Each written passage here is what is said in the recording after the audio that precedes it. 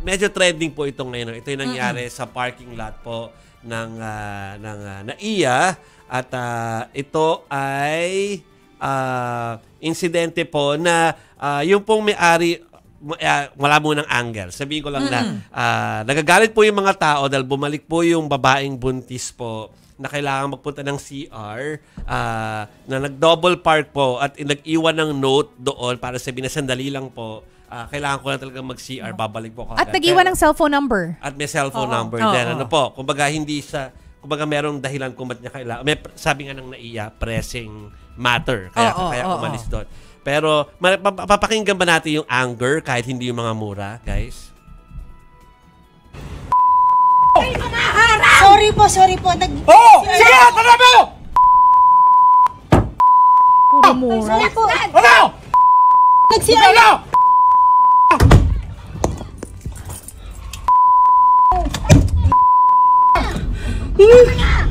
Okay. Nakaka-traumatize. Medyo binlip namin kasi yung mga blip po, mura po yan. Okay. So, again, hindi namin kinakampihan. Of course, double parking shouldn't be done. Okay? Shouldn't be. Pero sa kaso na ito ay medyo sasabihin natin na aside from nag-iwan naman ng note at saka nag-iwan ng number dahil kailangan, buntis po ito at kailangan talagang i-relieve yung sarili. Minsan, pag buntis ka kasi minsan gusto mong umihi ng umihi madalas. Tapos may kasama siyang may bata. Okay.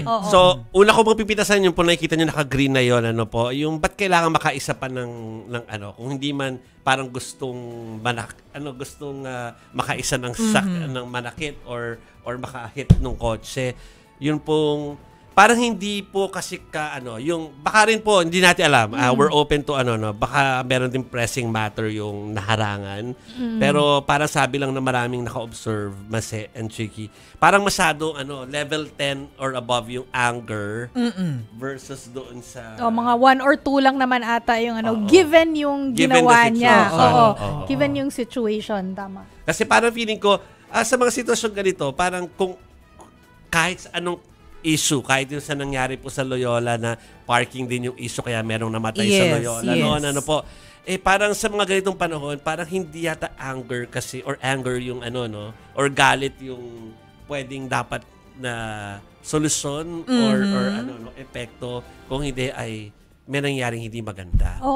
Tsaka sinasabi nga, 'di ba, there's always an exception to the rule. Yung rule nga dito, nakakainis yung double parking, dapat hindi ganoon. Pero ito siguro pagbigyan, parang maging exception na lang ito. Lalo kung may note naman. May note, may pasabi naman, may warning ng konti. Pero yun nga, as you said, di natin alam kung ano din yung sitwasyon sa kabila. Pero meron daw kasing senior citizen din na PWD based doon sa pagmumura kanina, ay meron din ganung need din yung naharangan. So baka ba yun? Pero para feeling ko, in any case, sa dalawang parte, yung kasi kapag nilagyan na agad nung emosyon, nung nakakatakot na sigawan na gano'n, parang it doesn't result into anything na hindi na resolve yung problema. Correct. Actually, baka ang pakiramdam siguro nung nagmura, hindi man lang na-consider nga yung kanilang sitwasyon kung totoo nga na may PWD doon.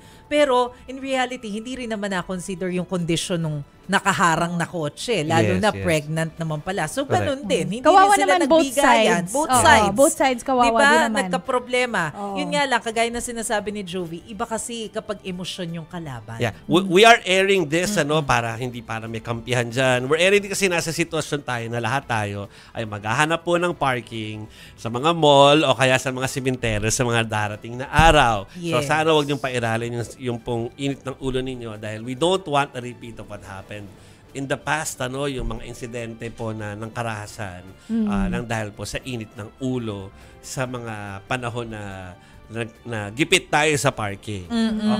Okay, sabilang natin, of course, ang kulang dyan nasaan ang otoridad. Meaning, nasaan ang mga security guard ng NAIA. So ano ba yung sinabi ng best statement na po ang naiyan Meron. Ito sabi, the MIAA management is currently conducting an investigation into a recent incident involving a pregnant woman. So may investigasyon na nangyayari dun sa pregnant woman tsaka yun nga yung hindi siya driver, yung tao na nanigaw, no? According to a social media post, the woman was unable ito na yung ito yung sitwasyon mga kapatid na hindi siya nakahanap Pero ng parking sa importante NAIA yung Terminal dulo 3. about the security. As part of the investigation, the security guards assigned to the area will be questioned regarding their role in allowing such parking behavior to occur. Kasi kung meron nangyaring hindi mag-untoward doon, like, nagkasakitan, may kailangan dalhin sa ospital, agad na masisisi dyan na walang someone to Yung control it. nagbantay. Yes, Oo. yes. So, tama na Nag-regulate, yun ang gagawin. From GDP yung advice na yan, Yes. diba? Gerard Mula de sa la ating Peña po kapitbahay. of News 5. So, yun lang naman ang payo nating lahat. Na Oo. parang,